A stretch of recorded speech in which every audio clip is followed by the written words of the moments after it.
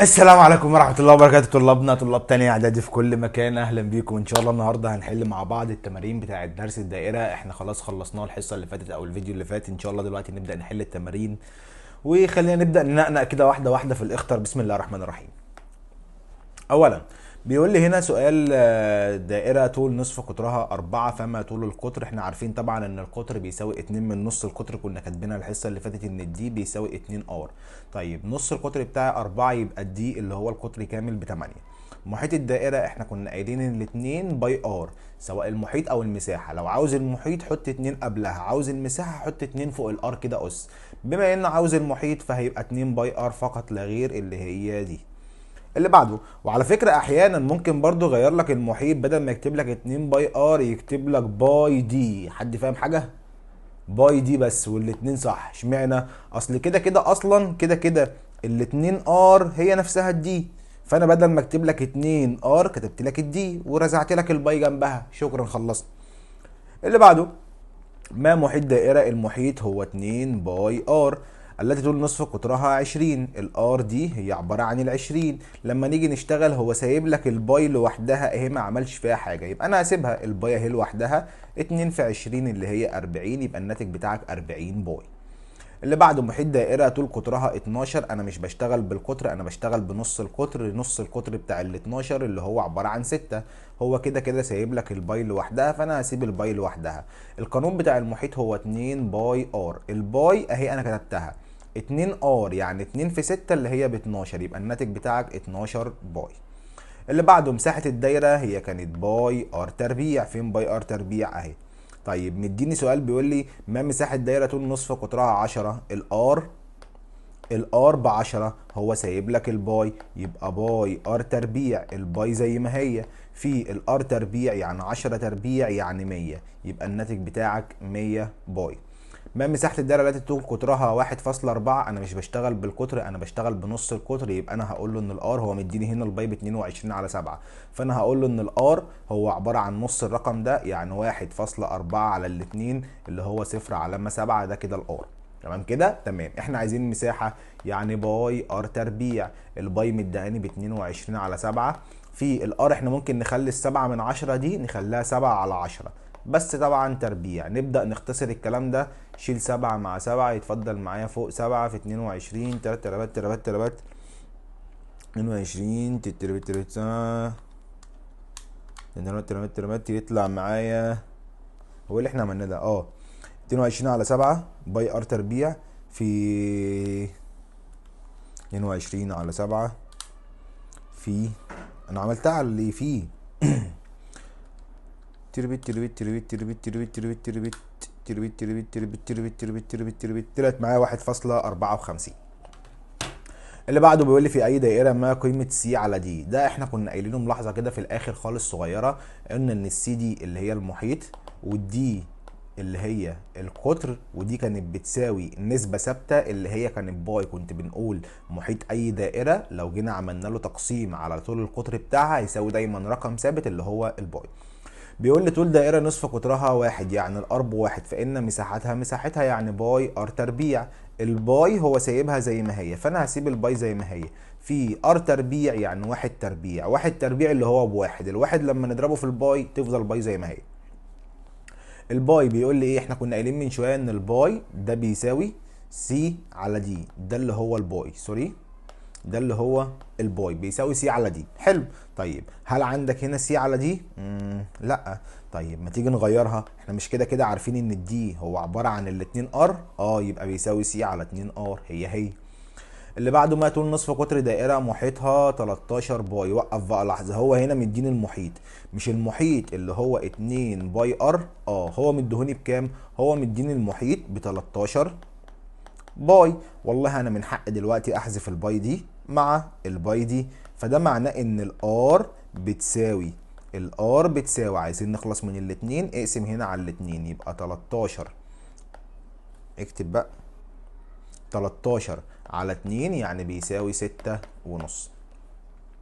السؤال اللي بعده، ما طول قطر الدائرة؟ طول قطر الدائرة هو عاوز القطر مش نص القطر. ركز، مساحتها اهي. المساحة بسم الله الرحمن الرحيم. مالك ما بتكتبش ليه يا حبيبي؟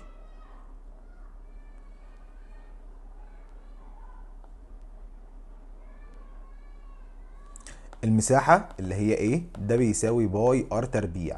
هو اوريدي مديني المساحة هنا اهي، انا همسح المساحة دي، هو مديهاني 36 باي. ابدأ حلها كمعادلة عشان تجيب لي الار. والله اول حاجة هعملها هنحذف الباي اللي هنا مع الباي اللي هنا. حلو، عايزين نتخلص من التربيع، خد الجذر خد الجذر، يعني الار هنا بيساوي جذر ال 36 ب 6. كده احنا جبنا مين؟ جبنا الار. انا مش عايز الار، انا عايز القطر. القطر اللي هو بيساوي 2 ار، يعني 2 في 6. 2 في 6 دي عباره عن كام؟ عباره عن ال 12. السؤال اللي بعده بيقول لي دائره مساحتها 4 باي، عايزين نجيب المحيط. انا اول حاجه بتشغلني في الدايره ان انا اجيب الار، اعرف اجيب نص القطر. طيب هو مديني المساحه ب 4 باي، تعال نشوف. مش المساحه دي بتساوي 4 باي؟ اه. طب هي المساحه القانون بتاعها ايه؟ المساحه القانون بتاعها باي ار تربيع. حلو، يبقى الاتنين دول بيساووا بعض، فانا هقول له ان باي ار تربيع ده بيساوي 4 باي. دلوقتي من حقي ان انا احذف الباي هنا مع الباي هنا، يعني الار تربيع دي بتساوي 4، خد الجذر خد الجذر، يعني الار هنا بيساوي 2. كده انا جبت الار. ابدا اشوف بقى هو عاوز ايه في السؤال. هو السؤال اصلا عاوز مني مين؟ انا عايز المحيط. المحيط بتاعك اللي هو 2 باي ار، يعني 2 في الباي، هو سايبها زي ما هي، انا كمان هسيبها زي ما هي، في الار اللي احنا لسه جايبينها ب 2. احسب لي الكلام ده، 2 في 2 ب 4 في الباي، يعني 4 باي. اللي بعده دايره محيطها اهو، عايزين نجيب المساحه. اول حاجه هجيب الار، فهو مديني المحيط اللي هو 2 باي ار، هو مديهوني ب 10 باي. والله انا من حق احذف الباي مع الباي، يعني ال 2 ار بيساوي 10، اقسم هنا على الاتنين واقسم هنا على الاتنين، يعني الار الواحده بيساوي 5. كده انا جبت الار. عايزين نجيب المساحة اللي هي باي ار تربيع، يعني باي في الار تربيع اللي هي 5 تربيع، يعني 25، يبقى الناتج بتاعك 25 باي. السؤال اللي بعده بيقول لي دائرتين مساحتهما الرقم ده والرقم ده، فما النسبة بين المحيطين؟ عايز اجيب النسبة ما بين المحيط ده والمحيط ده. بقول لك ايه، تعالى كده نجيبها بتركاية ونحلها. تعال اول نحلها. المفروض الدايرة الاولى المساحة بتاعتها 2 باي ار، والدايرة التانية المساحة بتاعتها برضو 2 باي ار، ما بتتغيرش. طب مساحة الدايرة الأولى هو مديهاني ب 64 باي، والدايرة التانية مديهاني 100 باي. حلو، مش أنا من حق إن أنا أحذف الباي مع الباي، ونفس الكلام أحذف الباي مع الباي؟ ده معناه إن الاتنين ار هنا بيساوي 64، أقسم هنا على الاتنين، يعني الار الواحدة ب 32. حصل. نفس الكلام، مش انا من حق اقسم هنا على الاتنين عشان اخلص من الاتنين، يبقى الار الواحده بيساوي 50. حصل. هات لي محيط كل واحده. محيط الاولى 2 باي ار، 2 باي ار. جميل، الاتنين زي ما هي، الباي سيبها باي عادي زي ما هي، مش تفرق معايا، في الار اللي هي 32. ده كده محيط الاولى. طب التانية 2 زي ما هي والباي زي ما هي في الار اللي هي عبارة عن ال50. في مشكلة؟ اقول لك لا والله مفيش مشكلة. احنا عايزين نجيب النسبة ما بين مين؟ ما بين المحيطين. يعني عايز اجيب النسبة ما بين المحيط ده والمحيط ده، يبقى اذا نقسمهم لي على بعض. يبقى لما اجي اقسمهم على بعض 2 باي في 32 اهي، على 2 باي في 50. مش الاتنين زي الاتنين والباي زي الباي؟ احذف الاتنين مع الاتنين، واحذف الباي مع الباي، وعلامة الضرب من هنا ومن هنا. ابدأ بسط لي الشكل ده. على الاتنين يديني 16، على الاتنين يديني 25. طيب في حاجة كمان؟ لا، يبقى النسبة ما بينهم هي 16 إلى 25، وده الحل الأول. طب هو في حل تاني؟ في حل تاني، اللي هو ايه؟ ما هي النسبة بين المحيطين هي نفسها النسبة بين أنصاف الأقطار. يعني لو جبت نص القطر الأول ونص القطر التاني وقسمتهم على بعض هيديك نفس النسبة. تاني النسبة بين المحيط والمحيط هي نفسها النسبة بين نص القطر ونص القطر. طب نص القطر احنا جايبينه هنا بكام؟ 32 وهنا 50. اقسمهم على بعض اهي، 32 على 50 وبسطناها طلع لي 16 على 25. شكرا، خلصنا. وصل لك؟ فلو اما عايز تشتغل اقسم نص القطر على نص القطر، او هات المحيط والمحيط لو انت مش فاكر او مش هتيجي في دماغك، عادي خالص مفيش اي مشكلة. السؤال اللي بعده عايزين نجيب محيط الشكل. محيط الشكل هو طول الضلع الخارجي. يعني احنا عايزين نجيب مين؟ عايزين نجيب طول الضلع ده وطول الضلع ده، وعايزين نجيب الخط المنحني ده. طب واحده واحده كده. هو بيقول لي الضلع بيساوي الضلع بيساوي الضلع، ده ب 14، يعني ده كمان 14، ده كمان 14. فاحنا كده جبنا اول ضلعين، واحد ب 14 والتاني نفس الكلام برضو ب 14، زائد متفضل لي الحته دي اللي هي المنحنيه دي. طب ايه الحل؟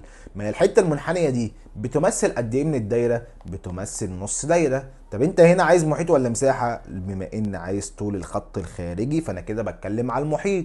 اذا المحيط اللي هو 2 باي ار، بما ان دي نص دايره يبقى نص في 2 باي ار، وطبعا نص الاتنين واحد فيتحذفوا مع بعض، يبقى محيط الشكل ده او محيط الحته دي هي عباره عن باي ار بس. لا معلش، تاني.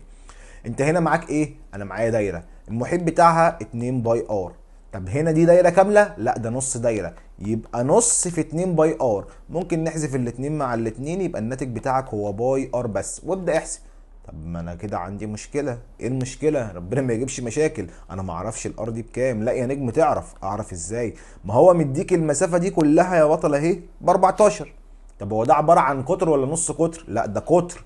اذا نص القطر بتاعي عباره عن كام؟ عباره عن 7 و7. شكرا خلاص، يبقى الارض دي عباره عن 7. يبقى انا كده معايا الحتتين اللي تحت ودي الحته اللي فوق، يبقى الناتج بتاعي لما نيجي نجمعهم على بعض 14 و14 اللي هي 28 زائد الحته المنحنيه دي اللي هي عباره عن 7 باي.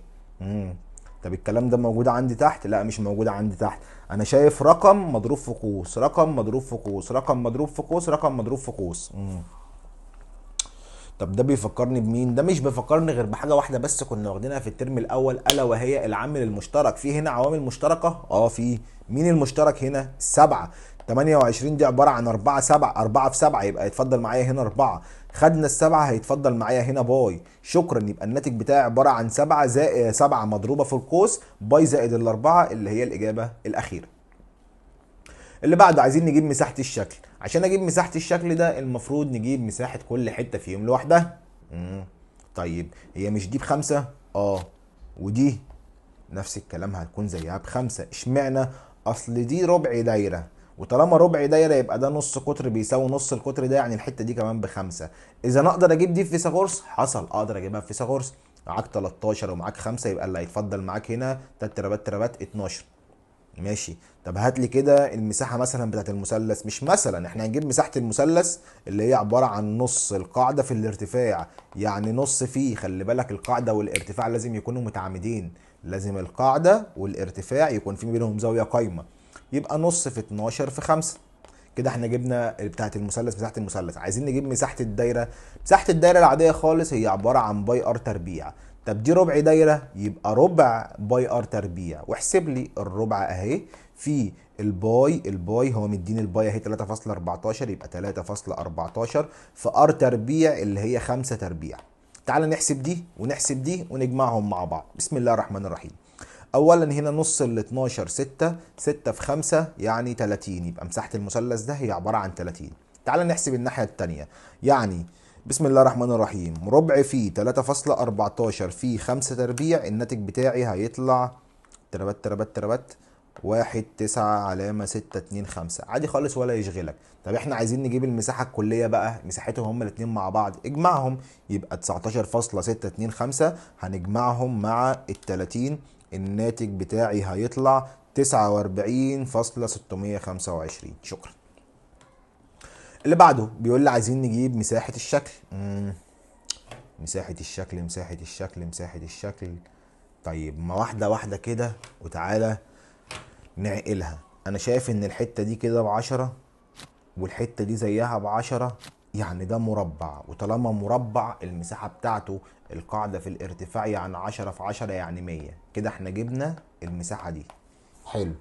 طيب دي عبارة عن نص دايرة ودي نص دايرة ودي نص دايرة ودي نص دايرة. بقول لك ايه رأيك لو خدنا النص ده مع النص ده كأنهم دايرة واحدة، ونفس الكلام النص ده مع النص ده كأنهم دايرة واحدة، او ممكن ناخد الدايرة دي مع الدايرة دي يبقى كده دايرتين. بمعنى عشان مش فاهم معلش، بص يا نجم، مش انت معاك هنا نص دايرة؟ طب نص قطرها كام؟ والله هو مديني القطر ده كامل ب10، يعني كده نص القطر ب5. طب بقول لك ايه، هو مش ده نص وده نص يعني دول كده دايرة؟ وده نص وده نص يعني دول كده كمان دايرة؟ يعني الاجمالي بتاعهم كام دايرة؟ دايرتين. طب لو انا جبت مساحه واحده، مش اللي انا لو ضربتها في اتنين يديني المساحتين مع بعض؟ حصل. بس كده خلاص، انت معاك نص القطر هنا بخمسة. هي مساحه الدايره بتاعتك عباره عن ايه؟ دي عباره عن باي ار تربيع، دي مساحه الدايره الواحده. طب هل انت هنا معاك دايره واحده؟ لا، معايا دايرتين، يبقى الرقم اللي هيطلع هنا هضربه في الاتنين. طب احسب لي دي كده. الباي هو مديهاني ب 3.14 في الار اللي هي بخمسة، يبقى 5 تربيع، والرقم اللي هيطلع لي هضربه في 2 لان انا عندي دايرتين. تعالى بس نحسب الكلام ده. 3.14 هنضربها في 5 تربيع، هيطلع معايا تربات هيطلع معايا 78 ونص. هضرب الرقم ده في 2 لان انا معايا دايرتين، يبقى الدايرتين بتوعي مساحتهم 157. عايزين بقى نجيب الليله كلها. انت كان معاك المربع ب 100 والدايرتين 157، فالاجمالي بتاعهم هيكون 257. شكرا، غدا القاك. اللي بعده، بسم الله الرحمن الرحيم. اولا انا اول حاجه لقطتها، انا لقطت ان انا معايا هنا نص قطر، وده كمان زي نص قطر لان دي نص دايره، وده كل قطر دي ب 35، يعني دي كمان ب 35، يعني القطر كامل عباره عن السبعين. ما توقف لي لحظه كده، في حاجه تانية هنا بعيدا عن الدايره، الا وهي المثلث القائم. مش ده مثلث قائم؟ تقدر تجيب انا خلي بالك انا لسه معرفش هو عاوز ايه.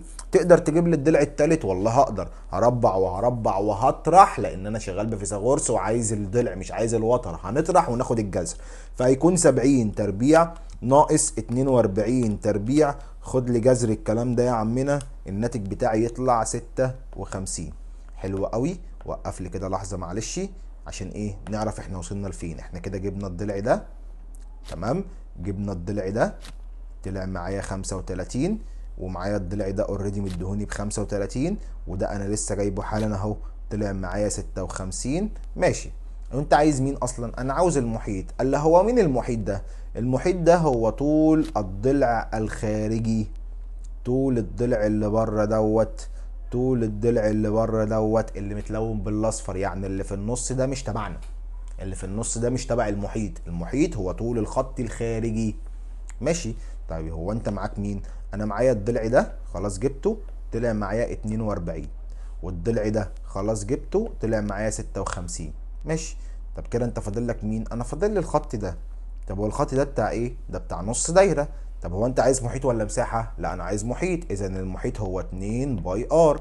طب انت معاك محيط دايره ولا نص دايره؟ نص دايره، يبقى اذا نص في الاتنين باي ار، لان انا معايا دي بتاعت الدايره الكامله، انت معاك نص دايره، يبقى هتضرب الكلام ده في نص، واحذف الاتنين دي مع الاتنين دي، يبقى باي ار بس. ادي الباي في، هي الار عندك بكام؟ والله الار عندي هنا هي ب 35، والار هو الراجل كتر خيره مديها لك ب 22 على 7. احسب لي الكلام ده، 22 على 7 اضربها لي في ال 35، الناتج بتاعها هيطلع 110. جمع لي بقى الليله دي كده كلها. انت معاك الخط ده ب 110 ومعاك ده ب 42 و56، احنا عايزين نجيب المحيط هنجمعهم. 42 زائد 56 زائد 110. جمع لي كده الليله دي، يطلع الناتج بتاعك 208. اللي بعده بيقول لي عايزين نجيب محيط المنطقة الملونة. لا لا لا لا لا لا لا لا، وقف لي بقى، وقف لي بقى كده واصحى معايا الله يكرمك. بسم الله الرحمن الرحيم. محيط المنطقة الملونة، بقول لك ايه، هو مش اللي انا عملته ده اللي انا لسه عامله حالا ده هو القطر؟ حصل. وبيقسم الى نص قطر ونص قطر؟ حصل. طيب هو الخط ده اصلا طوله بكام؟ مش عارف. لا تعرف، ما هو الخط ده هو نفسه الخط ده ب 14، يبقى ده كمان زيه ب 14، هيتقسم هنا 7 وهنا 7. حلو. اقول لك حلو. طب ما هو نفس الكلام، هيبقى ده كمان متقسم، هيبقى هنا 7 وهنا 7، ونفس الكلام هنا 7 وهنا 7. طب هو احنا عايزين نجيب مين؟ احنا عايزين نجيب محيط الحتة المتلونة. انا جبت اول حتة فيها هي ب7، والحتة التانية دي هي كمان ب7. فاضل لك مين؟ انا فاضل لي الحتة اللي هي الملفوفة دي. طب هي الملفوفة دي بتمثل قد ايه من الدايرة؟ دي بتمثل ربع الدايرة. معاك ربع دايرة. فواحدة واحدة كده، انا معايا الخط الاول ده انا جبته ب7 اهو، مفيش مشكلة. الخط التاني ده انا جبته برضه ب7، مفيش اي مشكلة. فاضل لي مين؟ فاضل لي الحتة دي الملفوفة دي. طب هي الملفوفه دي هي عباره عن ايه وبتمثل ايه؟ بتمثل ربع دايره. طب هو محيط الدايره، محيط الدايره 2 باي ار. طب دي ربع دايره، يبقى ربع في 2 باي ار. وابدا يحسب لي بقى. اولا هو مديني الباي هنا، مداني ب 22 على 7، يبقى بسم الله الرحمن الرحيم ربع في الاتنين في الباي اللي هي 22 على 7 في الار اللي هو مدهاني بسبعة. جمع لي بقى الليله دي كده مع بعضها. بسم الله الرحمن الرحيم، انطر السبعه مع السبعه. تمام. وعلى الاتنين فيها الاتنين على الاتنين اختفت، على الاتنين راحت، على الاتنين فيها ال11، يعني الناتج بتاعي عباره عن 11. حلو. كلام حلو. طيب انت عاوز تجيب مين؟ خلاص كده انا جبت كل حاجه، جبت دي بسبعه وجبت دي بسبعه وجبت دي ب11. جمعهم لي مع بعض، دول ب 14 15 و10 يعني 25. شكرا. الشفا اللي بعده. بسم الله الرحمن الرحيم. بيقول لي اوجد المطلوب اسفل كل شيء. ده كله على بعضه كده 15 قدم. خلي بالك هو مديني الباي 3.14.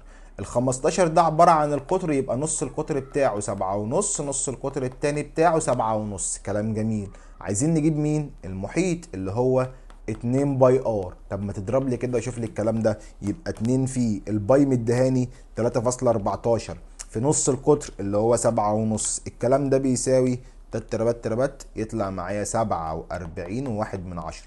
طب خش لي على اللي بعده. عايزين نجيب المساحه. المساحه هي عباره عن باي ار تربيع. ماشي. الباي مدهاني 3.14 في الار هو مدهاني ب6، بس دي 6 تربيع، يبقى 6 تربيع في 3.14 يطلع الناتج بتاعي 113 علامة 04. 113.04. اللي بعده القطر كامل ب10 بساط. انا مش بشتغل بالقطر، انا بشتغل بنص القطر، يعني ده 5 وده 5. عايزين نجيب المساحة. المساحة اللي هي باي ار تربيع. الباي 3.14 هو مديهاني في السؤال فوق. الار اللي انا لسه جايبها حالا ب5، بس دي ار تربيع يبقى 5 تربيع. احسب لي.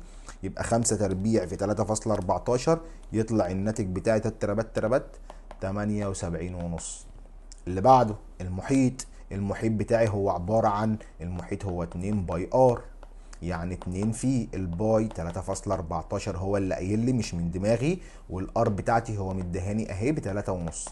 جمع لي الكلام ده يبقى من 2 في 3.14 في 3.5 يطلع معايا الناتج تربات تربات تربات 21 علامة 9.8. حلو قوي. خش على اللي بعده. ارسم دايره. خلاص بقى احنا خلصنا من موضوع رسم الدايره. بنخلي سن القلم هنا كده واقف هنا اهو، والبرجل بتاعي هفتحه فتحه على الحسب. على حسب ايه؟ على حسب الطول اللي هو لسه بيقول لي. هو اولا بيقول لي ارسم دايره اسمها ان طول قطرها 5. انا مش بشتغل بالقطر. معنى كلمه طول قطرها 5 يعني نص القطر بتاعي عباره عن 2.5. يبقى انا هفتح البرجل بتاعي فتحه مقدارها كام؟ مقدارها 2.5. بص هوريها لك اهي مره عشان ايه نظبطها ونخلص منها. المفروض بفتح البرجل بتاعي فتحه 2.5. انا ثبت سن البرجل هنا اهو عند الصفر. بعد كده هفتح القلم 2. ادي 1 2، بس هو عايزها 2.5 يبقى هنا كده. تمام. وبعدين لف البرجل بتاعك بالشكل ده. هيفتح لك او هيرسم لك الدايره بتاعتك، وده طبعا مش موجودين. والنقطه اللي احنا كنا مثبتين عندها البرجل هي دي المركز بتاع الدايره اللي هو الان. نفس الكلام برضو هو بيقول لي طول نصف قطرها 1.5، هرسمها 1.5 عادي ما فيهاش مشكله. كل ما تيجي احسب المحيط والمساحه. تعالى بسم الله الرحمن الرحيم. اولا نصف القطر عايزين نجيب ايه؟ المحيط الاول. تعال نحسب المحيط. المحيط هو 2 باي ار، يعني 2 في الباي 3.14. الار هو مديهاني ب3. احسب لي الكلام ده، والاله الحاسبه مش هتنقص معاك في حاجه، هتمشي معاك. خش لي على اللي بعده. عايزين نحسب المساحه. المساحه هي باي ار تربيع. الباي مديهاني اهي ب 3.14 والار مديهاني اهي. احسب على الاله مش فارقه معايا عشان ايه؟ مفيش مكان بس هنا. طول القطر انا مش بشتغل بالقطر، انا بشتغل بنص القطر. نص القطر 4. خلاص اتحلت. لو احنا عايزين نجيب المحيط 2 باي ار، الاتنين كده كده موجوده. الباي هو مديهاني، الار موجوده ب4. وكذلك الامر مع المساحه. المساحه هي باي ار تربيع. الباي هو مديهاني ب 3.14 اهي، والار هو انا لسه جايبها حالا ب4، بس دي ار تربيع يعني 4 تربيع. واحسب لي الكلام ده على الاله. ونفس الكلام هنا. القطر بتاعي هنا هيكون عبارة عن 3.5. سوري، نص القطر بتاعي هنا هيكون عباره عن 3 ونص، لان القطر كامل مدهوني ب7. وابدا احسبها بقى واحده واحده، وكده كده انت معاك الباي. اللي بعده بيقول لي دائره طول قطرها 21. وقف لي لحظه لو سمحت، انا مش بشتغل بالقطر، انا بشتغل بنص القطر. بما ان دي 21 يعني نص القطر بتاعي هو عباره عن 10 ونص. اوجد كل من المحيط والمساحه ومديني الباي. خلاص دي سهله، احنا عايزين حاجه فيها افكار. هنا بيقول لي اوجد بدلاله الباي، يعني ما تعوضش عن الباي بحاجه. طول قطرها 10 يعني نص قطرها عباره عن 5. عايزين نجيب المحيط. المحيط هو 2 باي ار، يعني 2 في الباي. هو بيقول لك ما تعوضش، سيبها بدلاله الباي. في الار اللي احنا لسه جايبينه ب5، يطلع الناتج 2 في 5 ب10، ونزل الباي زي ما هي. طب اللي بعده نفس الكلام. نص القطر بتاعي ب8، عايزين نجيب المحيط. 2 باي ار، يعني 2 في الباي في الار اللي هي ب8. 2 في 8 16 في الباي، يعني 16 باي. طب لو انا عاوز اجيب المساحه، المساحه بتاعتي اللي هي باي ار تربيع. كده كده سيب الباي زي ما هي، زي لان هو عايزك تجيبها او تجيبها بدلاله الباي. في الار تربيع، الار اللي هي ب 8 يبقى 8 تربيع اللي هي 64، يعني الناتج بتاعي هيكون 64 باي. شكرا. باستخدام مفتاح الباي اللي على الاله، انا لسه قايل لك عليه دلوقتي. مفتاح الباي هتلاقيه عندك على الاله، سيبك منها. خش بقى على اللي بعده، والشغل ايه اللي احنا عايزينه. بسم الله الرحمن الرحيم. هو هنا مديني دايره مساحتها 154، عايزين نجيب المحيط وطول القطر. بسم الله الرحمن الرحيم. انا اول حاجه لازم اشتغلها في الدايره، لازم اعرف الار بتاعتي بتساوي كام. طيب هو مديني هنا ايه اجيب منه الار؟ تعال نشوف. هو مديني هنا المساحه. المساحه دي اللي هي مين؟ ايه القانون بتاع المساحه؟ قانون المساحه هو عباره عن باي ار تربيع. الكلام ده بيساوي 154، سوري 154. ماشي جميل. هو مديني الباي هنا ب 22 على 7، فالكلام ده معناه ان 154 ده بيساوي، معلش امسح لي دي كده، ده بيساوي الباي اللي هي 22 على 7 في الار تربيع اللي انا ما اعرفهاش. خلاص سيبها ار تربيع زي ما هي. هو احنا بس هنا بنعمل ايه؟ انا اول حاجه في الدايره عشان اشتغل لازم اعرف الار بكام. طيب عايزين نعمل ايه؟ والله احنا عايزين نخلص من السبعه، اذا هضرب هنا في 7. عايزين نخلص من ال 22، اذا هقسم هنا على 22. تاني تاني تاني، انا حاسس ان انت متلخبط. بص بص بص بص، امسح كل الكلام ده. تعالى كده ناخدها واحده واحده. اول حاجه في السؤال انا عايز اعرف الار بكام. طيب هو مديني مين؟ هو مديني المساحه. فالمساحه بتاعتي اللي هي 154 دي بتساوي باي ار تربيع. حلو. الباي هو مديهاني في السؤال اهي ب 22 على 7، مفيش مشكله. طب الار دي ما نعرفهاش، ده انا عايز اجيبها اصلا. خلاص يبقى الار تربيع بتساوي، عايزين نخلص من السبعه، ال 154 اهي زي ما هي. عايزين نخلص من السبعه اللي في المقام وديها بالضرب. عايزين نخلص من ال 22 اللي بالضرب وديها في المقام، وابدا احسب لي الكلام ده. يعني الار تربيع بيساوي 154 في 7 على 22، يطلع الناتج بتاعي 49. يعني الار تربيع بيساوي 49. طب عايزين نخلص من التربيع، خد الجذر، يعني الار الواحده بتساوي 7. كده انا ابدا اشتغل في الدايره بقى. يعني كده انا هبدا اشتغل في الدايره. احنا كده جبنا الار ب7، عايزين نجيب مين؟ عايزين نجيب المحيط. بسيطه، المحيط هو 2 باي ار، يعني 2 في الباي ب 22 على 7 في الار اللي هو ب7. احذف دي مع دي، 2 في 22 اللي هي 44. خلصنا. طب عايزين نجيب طول القطر. نص القطر احنا جبناه ب7، يبقى القطر كامل بكام؟ 2 في 7 اللي هو 14. خلصنا. اللي بعده بيقول لي دائره محيطها، هو مديني المحيط. خلاص يبقى انا كده عرفت وترجمت ان انا اول حاجه هجيبها هجيب نص القطر. طب تعالى نجيب، بسم الله. اول المحيط بتاعي اللي هو 2 باي ار، ده بيساوي مين؟ ده بيساوي 18.84. وخلي بالك هو مديني الباي هنا 3.14، فانا من حقي احذف دي واكتب مكانها 3.14. مش انا هنا ممكن اخلص من الاتنين عن طريق ان انا اقسم هنا على الاتنين؟ وممكن اخلص من ال 3.14 عن طريق ان انا اقسم هنا برضو على 3.14، او اقول لك يا عم بلاش دي. بص كده هقول لك حاجه احلى. مش الاتنين مضروبه في الباي اللي هي 3.14؟ اضربها كده.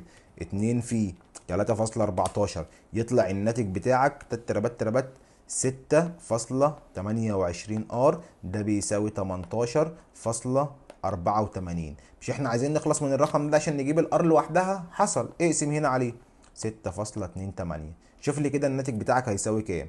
18.84 على الرقم اللي احنا لسه مطلعينه الناتج بتاعي طلع 3، ده معناها ان الار بتاعتي بتساوي 3. شكرا. طب هو انت عاوز تجيب مين؟ بيقول لي اوجد طول نصف قطرها، جبته. عاوزين المساحه، بسيطه، المساحه اللي هي باي ار تربيع. الباي 3.14 في الار اللي احنا لسه جايبينها ب3، بس دي باي، بس دي ار تربيع، يبقى 3 تربيع. احسب لي 3.14 هنضربها في 3 تربيع، الناتج بتاعها هيطلع 28.26. حلو قوي. السؤال اللي بعده نفس الكلام. تعالى بس ايه، نمسح الاجزاء اللي احنا عاملينها دي عشان نفضي مكان.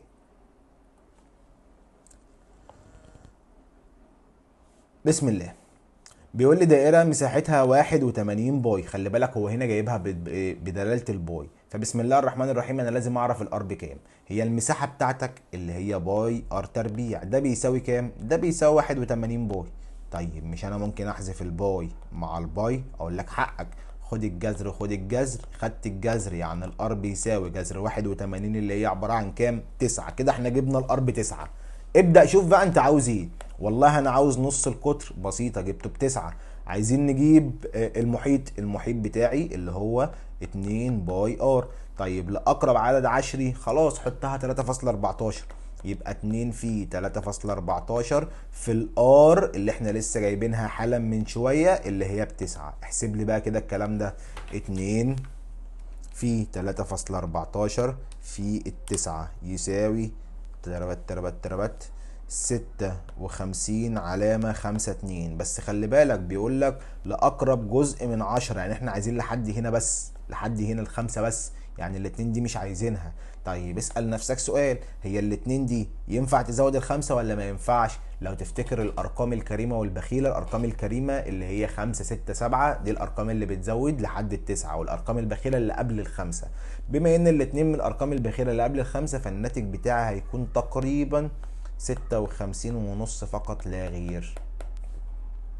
اللي بعده بيقول لي دائرة مساحتها الرقم ده، اوجد طول نصف قطرها. تعال نشوف. بما ان المساحة هو مديهاني المساحة اللي هي باي ار تربيع، هو مديني المساحة بكام؟ مديهاني ب78.5. ماشي. طيب هو مديني الباي بكام؟ 3.14. ماشي. يبقى انا بسم الله الرحمن الرحيم عاوز اعرف الار. الباي اللي هي 3.14 في الار تربيع ده بيساوي 78.5. طب عايزين نخلص من 3.14، اقسم هنا على 3.14 عشان نجيب الار تربيع لوحدها، عشان اخلي دي لوحدها. يبقى الار تربيع بيساوي 78.5 على 3.14، يطلع الناتج بتاعي 25. خد الجذر خد الجذر، يعني الار الواحده بيساوي 5. وقف لي كده لحظه، هو احنا جبنا مين؟ احنا جبنا نص القطر ب 5. هي راحت فين؟ لحظه بس نمسح الكلام ده. احنا هنا اهو، اول حاجه جبناها احنا جبنا نص القطر طلع معايا 5. طب عايزين نجيب المحيط بتاعي، امسح لي دي كمان. المحيط بتاعي اللي هو 2 باي ار، يعني 2 الباي 3.14 في الار بتاعتي اللي هي عباره عن ال5 اهي مكتوبه، اضربهم كلهم في بعض يطلع معاك 3 1 علامه 4، 31.4. اللي بعده بسم الله. لحظه بس ايه، نمسح عشان نمشي سؤال سؤال كده عشان ما نتلخبطش. بسم الله. بيقول لي هنا فين اخر سؤال كنا حالينه؟ احنا حلينا ده خلاص. احنا هنا بيقول لي دائره مساحتها اوجد نص قطرها المحيط، ودي برضو احنا لسه حليناها. نحل دي. بيقول لي دايره محيطها 88، عايزين نجيب المساحه. يبقى انا كده اول حاجه عايز اعرف الار. المحيط بتاعها اللي هو 2 باي ار ده بيساوي 88. هو مديني الباي ب 22 على 7، يبقى 2 في 22 على 7 ار ده بيساوي 88. عايزين نخلي الار لوحدها، اذا نخلص منهم واحده واحده. اخلص من السبعه اللي في المقام اوديها الناحيه الثانيه ضرب، اخلص من الاتنين اللي هنا اوديها بالقسمه، واخلص من ال 22 اللي هنا برضو اوديها بالقسمه. احسب لي بقى الكلام ده. يبقى الار بتاعتي بتساوي 88 اضربها في 7 واقسمهم على 2 في 22، يطلع الناتج بتاعك عباره عن كام؟ عباره عن 14. كده احنا جبنا الار. عاوز تجيب انت مين بقى؟ عاوزين نجيب المساحه اللي هي باي ار تربيع. الباي 22 على 7 في الار تربيع يعني 14 تربيع. احسب لي 22 على 7 في 14 تربيع، الناتج بتاعها هيطلع 616. شكرا. السؤال اللي بعده، امسح دول. السؤال اللي بعده، اوجد طول نصف قطر الدائره. عايزين نعرف الار بكام التي محيطها يساوي محيط مستطيل بعدائهم. طب واحده واحده. اول حاجه محيط الدايره بيساوي محيط مستطيل. طب هو محيط المستطيل لوحده بكام؟ هو مديني مستطيل بالشكل ده، الطول بتاعه واحد بستة ونص وواحد بأربعة ونص. هو المحيط ده اللي هو مين؟ اللي هو مجموع الأضلاع. ده بستة ونص يبقى ده كمان زيه ستة ونص، ده أربعة ونص يبقى ده كمان زيه أربعة ونص. عايزين نجمعهم، دول بتسعة ودول بتلاتاشر. تسعة وتلاتاشر اللي هما 22. تاني ده بأربعة ونص وأربعة ونص يعني تسعة، ده ستة ونص وستة ونص يعني 13. لما نجمعهم الاتنين مع بعض يطلع لي 22. يبقى محيط المستطيل اللي هو 22 هو نفسه محيط الدائرة اللي هي 22. ماشي كده؟ ماشي. احنا عايزين نجيب الار. احنا دلوقتي قلنا ان محيط الدايرة 22. طب ما هو محيط الدايرة اللي هو ب 22 ده بيساوي 2 باي ار. ماشي. طب هو مديني الباي بكام؟ ب 22 على 7. طب ما لحظة واحدة، ما احنا ممكن نحذف الباي. سوري، صغر لي بس دول كده. ما احنا ممكن نحذف الباي ونكتب مكانها 22 على 7 ونبدأ نجيب الار. هجيبها ازاي؟ عن طريق ان انا اخلص من الاتنين، سوري، اخلص من السبعة دي اوديها الناحية التانية ضرب، واخلص من الاتنين دي اوديها في المقام، وال 22 دي برضو نوديها في المقام. حلو. احسب لي بقى الار. يبقى الار بيساوي 7 في 22 على 22. ما هي ال 22 دي تشال مع ال 22 دي، اتفضل معايا 7 على الاتنين اللي هي عبارة عن 3 ونص. كده انا جبت الار ب 3 ونص اللي هو نص القطر. طيب عاوز تجيب مين تاني؟ بس هو عايز الار ب 3 ونص، جبتها. اذا كان محيط مربع يساوي ضعف محيط دائره. طب واحده واحده. طول ضلع المربع 22، هات لي المحيط. بما انه مربع جميع اضلاعه زي بعضها، ده 22 وده كمان زي ده ب 22، يبقى المساحه بتاعتك عباره عن 22 في 22 اللي هي بتساوي 484. طب بيقول لي المحيط بتاع المربع ضعف محيط الدايره، يعني الدايره نص المربع، يعني الدايره هقسم الرقم ده على الاتنين يطلع معايا 240 2 242. ده محيط مين؟ ده محيط الدايره. طب عايزين مين؟ عايزين نجيب طول القطر، فاحنا لازم نجيب اول حاجه الار. المحيط بتاعي اللي هو 2 باي ار. ماشي، هو مديني الباي، لا احطها خلاص باي رقم انت عايزه. تعال نحذف الباي ونكتب مكانها مثلا 22 على 7. يلا ابدأ اتخلص بقى. يعني 242 ده بيساوي 2 في 22 على 7 في الار. طب انا عايز اجيب الار. اخلص من السبعة اللي في المقام اضرب فيها، واخلص من الاتنين اللي مضروبة وديها اسمة، وال 22 هي نفس الكلام وديها اسمة. يبقى الار بتاعتي بتساوي، احسب، 7 في 242 على 2 في 22. لحظة. 7 في 242 على 2 في 22، الناتج بيساوي 77 على الاتنين اللي هي تربت اظبط بقى، اللي هي بتساوي 38 ونص. ده مين؟ ده نص القطر. طب احنا عايزين نجيب القطر كامل. اضرب الرقم ده في 2 يطلع معاك 77. حلو قوي. طيب السؤال اللي بعده، امسح الليله دي كلها. بيقول لي هنا اذا كان محيط دائره يساوي 3 امثال محيط مربع. الدايره 3 امثال المربع. واذا كان طول نصف قطر الدائره يساوي 10 ونص، فان طول ضلع المربع. هو مديني نصف قطر الدائره. طب ما تيجي نجيب محيط الدايره. هو محيط الدايره بيساوي ايه؟ 2 باي ار، والباي هو مداني ب 22 على 7، يعني 2 في 22 على 7 في الار اللي هو نصف القطر اللي هو عباره عن 10 ونص. احسب لي كده الكلام ده وهات لي محيط الدايره. يبقى الكلام ده بيساوي 2 في 22 على 7 في 10 ونص، يطلع الناتج بتاعي 66. ده محيط مين؟ ده محيط الدايرة. طب ما هي الدايرة قد المربع 3 مرات، يبقى المربع بكام؟ هقسم الرقم ده على 3 يطلع معايا 22، يعني محيط المربع ب 22. محيط المربع ب 22. انا عايز طول ضلع المربع بقى، ما هو طول ضلع المربع هو المحيط على الاربعة، فانا هقسم 22 دي هقسمها على الاربعة، سوري 22 على الاربعة هيطلع معايا 5.5. 5.5. حلوة. خش على السؤال اللي بعده، بسم الله. السؤال اللي بعده بيقول لي اوجد محيط ومساحة الجزء الملون في كل شكل. تعال نبدأ بأول شكل. اول حاجة انا شايفها كده، انا شايف عندي ربع دايرة، صح كده؟ صح. تعال نبدأ نجيب الار هو والله كتر خيره مدهاني، هي عندي هنا ب7. طيب نبدأ بمين؟ نبدأ بالمحيط. المحيط بتاعي لو جبت محيط الدايرة كله، محيط الدايرة كله هو عبارة عن 2 باي ار. بما ان دي ربع دايرة يبقى ربع في 2 باي ار. كلام جميل قوي، بس خلي بالك اللي انت جبته ده، انت جبت مين؟ انت جبت لي الحته دي، المحيط بتاع ربع الدايره، انت جبت لي الحته دي مش معايا ودي مش معايا، ماشي كده؟ فاول حاجه انا هجيب الحته دي، ربع في 2 باي ار يعني ربع في الاتنين. الباي تعال نخليها 22 على 7 في الار، هي عندي اوريدي ب7.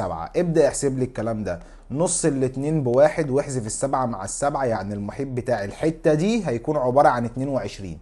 ماشي كده؟ الحتة دي بس ب 22. لسه انت معاك دي عبارة عن 7. طب هي الحتة دي بكام؟ معرفش، بس بما ان دي نص قطر يبقى دي كمان نص قطر، يعني دي كمان ب7.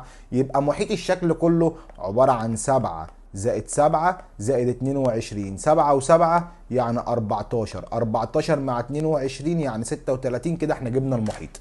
وصل لك؟ تعال نبدأ نسمي الله ونجيب المساحة. بسم الله. امسح لي الكلام ده. المساحة الار بتاعتي هي عبارة عن 7. مساحة الدايرة هي باي ار تربيع. طب دي ربع دايرة يبقى ربع باي ار تربيع. ابدأ احسب. يبقى ربع في الباي اللي هي 22 على 7 في ار تربيع اللي هي 7 تربيع. يلا احسب لي الكلام ده. بسم الله الرحمن الرحيم. ادي ربع في 22 على 7 في 7 تربيع، يطلع معايا 77 على الاتنين اللي هي عبارة عن 38.5. شكرا. طب سؤال، هو احنا ليه هنا ما جمعناش الحتة دي والحتة دي زي ما جبنا المحيط؟ احنا لما كنا بنجيب المحيط احنا جبنا محيط ربع الدايرة اللي هو الحتة دي، وبعدين جمعنا عليهم دي ودي. ليه بقى في المساحة جبنا المساحة على طول، مساحة ربع الدايرة على طول؟ لان مساحة ربع الدايرة ملهاش دعوة بالخطين اللي بره، انا عايز المساحة اللي جوه الدايرة، ماليش دعوة بالخطوط اللي بره. خش على اللي بعده. بسم الله. عايزين نجيب اول حاجه الار. دي كلها ب 28، نصها 14. 14 يعني الار هنا ب 14. تعال نبدا نجيب المحيط. المحيط بتاعي هو 2 باي ار يعني 2 في، بما ان الار ب 14 يبقى خلي دي 22 على 7 في الار اللي هو عباره عن السبعه. احنا كده بنجيب مين؟ احنا كده بنجيب محيط الدايره. طب انا معايا نص دايره، يبقى المفروض اضرب الكلام ده في نص لان دي نص دايره.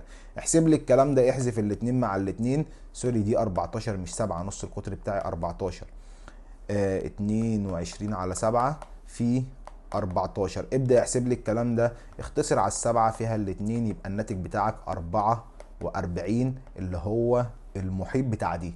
بس خلي بالك لسه في كمان حتة هنا اهي وكمان حته هنا اهي. انت كده جبت لي محيط نص الدايره اللي هي الحته المتنيه دي، بس لسه فاضل الحته دي اللي هي عباره عن 14 و14 اللي هي عباره عن 28. جمعهم لي مع بعض يطلع معاك 2 و7 72. شكرا. كده احنا جبنا المحيط، لسه ما جبناش المساحه. امسح دي، هات لي المساحه. دي مساحه نص دايره. مساحه الدايره هي باي ار تربيع. نص دايره يعني نص باي ار تربيع. ابدا عوض. يبقى نص في الباي 22 على 7. الار احنا كنا قايلين 14 يبقى 14 تربيع. احسب لي الكلام ده. بسم الله الرحمن الرحيم. يبقى نص في 22 على 7 في 14 تربيع بيساوي 308. حلو. خش على اللي بعده. عايزين نجيب المحيط. اول حاجه هو مديني دي عباره عن 7. طيب هو انت معاك هنا ايه؟ والله انا معايا 3/4 دايره. لحد هنا كده نص دايره، ولحد هنا كده 3/4 دايره. طب هو محيط الدايره؟ محيط الدايره عباره عن 2 باي ار. طب دي 3/4 دايره يبقى 3 على 4 باي ار. والار معاك بسبعة. ابدأ احسب لي، يبقى 3 على 4 في الاتنين في الباي اللي هي 22 على 7 في السبعة. هو انا ليه هنا عمال اكتب الباي ب 22 على 7؟ لان انا هينفع هنا ان انا اختصر نص القطر اللي هو بسبعة، هختصره مع السبعة دي، فعشان كده بكتبه 22 على 7. ابدأ جمع لي بقى الكلام ده، يبقى 3 على 4 في 2 في 22 على 7 في 7، يطلع الناتج بتاعي 33. مين بقى ال 33؟ اللي هو الخط اللي باللون الاسود ده، اللي هو 3/4 الدايره. بس المحيط لازم تزود لي معاهم الحته دي والحته دي، لان انا بجيب محيط الخط، محيط الشكل يعني طول الخط اللي بيرسم الشكل. يعني هتزود لي عليهم 7 وكمان 7، يعني هتزود لي عليهم 14. جمع لي الكلام ده يطلع معاك 47. شكرا. طب عايزين نجيب المساحة. مساحة الدايرة كلها عبارة عن باي ار تربيع. طب دي 3/4 دايرة، يبقى 3 على 4 باي ار تربيع. ابدأ احسب، يبقى 3 على 4 الباي اللي هي 22 على 7 في ار تربيع اللي هي 7 تربيع. احسب لي 3 على 4 في 22 على 7 في 7 تربيع، يطلع الناتج بتاعك 3 115 ونص. السؤال اللي بعده مديني هنا ده مثلث قائم الزاوية اهو اهو اهو. عايزين نجيب المساحة. بسم الله الرحمن الرحيم. عشان ابدأ اجيب المساحة لازم يكون معايا طول ضلعين او قاعدة وارتفاع، والضلعين لازم يكونوا عموديين على بعض. فانا معايا ضلع هنا اهو اللي هو الضلع ده، ناقصني ان انا اجيب الضلع ده. طب ما تشتغل بفيثاغورس، معاك 25 ومعاك 24، هنربع ونربع ونطرح وناخد الجذر، يعني 25 تربيع ناقص 24 تربيع. خد لي الجذر بتاع الكلام ده، هيطلع معاك احنا قلنا ايه؟ ثواني كده. 25 تربيع ناقص 24 تربيع هيطلع معايا 49، جذرها 7، يعني طول الضلع ده كله عبارة عن 7. طب الضلع ده بيمثل قد ايه من الدايرة؟ ده بيمثل القطر، يعني نص القطر بتاعك هنا عبارة عن 3.5 وتحت برضو 3.5. تعالى بقى نسمي الله ونبدأ نمزمز فيها كده واحدة واحدة. تعالى نجيب المحيط الأول. بما ان انا شغال على المحيط، تعالى كده نمسح دول. بما اني شغال على المحيط، لحظة نصغر القلم شوية. احنا جبنا ده كله عبارة عن 7، يبقى دي كده عبارة عن 3.5 ودي زيها 3.5. بما ان انا شغال هنا على المحيط، فانا بسم الله الرحمن الرحيم انا عايز اجيب الضلع ده اللي هو ب 24 زائد الضلع ده اللي هو ب 25 زائد الحتة الكيرف اللي هي الحتة المتنية دي. طب دي عبارة عن ايه؟ دي عبارة عن محيط نص دايرة. طب محيط الدايرة عبارة عن 2 باي ار. طب نص الدايره يعني نص الاتنين باي ار. طب احسب لي، هو الار عندك بكام؟ الار عندي هنا عباره عن 3.5. خلاص ابدا احسب، يعني نص في الاتنين في، تيجي نحسب الباي هنا، الباي هنا تيجي نحسب ان هي مثلا ب 3.14 عادي. طب نحسبها 22 على 7 برضو عادي. شوف الانسب ليك انت ايه، عايز تعملها 3.14 قشطه تمام، عايز تعملها 22 على 7 برضو تمام. فتعال نخليها 22 على 7 في الار اللي هي 3.5. ابدا اشتغل بقى. لما تيجي تحسب بسم الله الرحمن الرحيم، احذف النص مع الاثنين هيتحسبوا مع بعض، يعني الناتج بتاعك 22 على 7 في 3.5. الناتج بتاعها هيطلع 11، يعني طول الخط اللي متني ده عبارة عن 11. كده انا جبت المحيط. جمع، هيطلع معاك دول ب 10 صفر ومعايا الواحد، دول بخمسة وواحد يعني 6، يعني المحيط بتاعك هيكون عبارة عن ال60. كده انا جبت المحيط.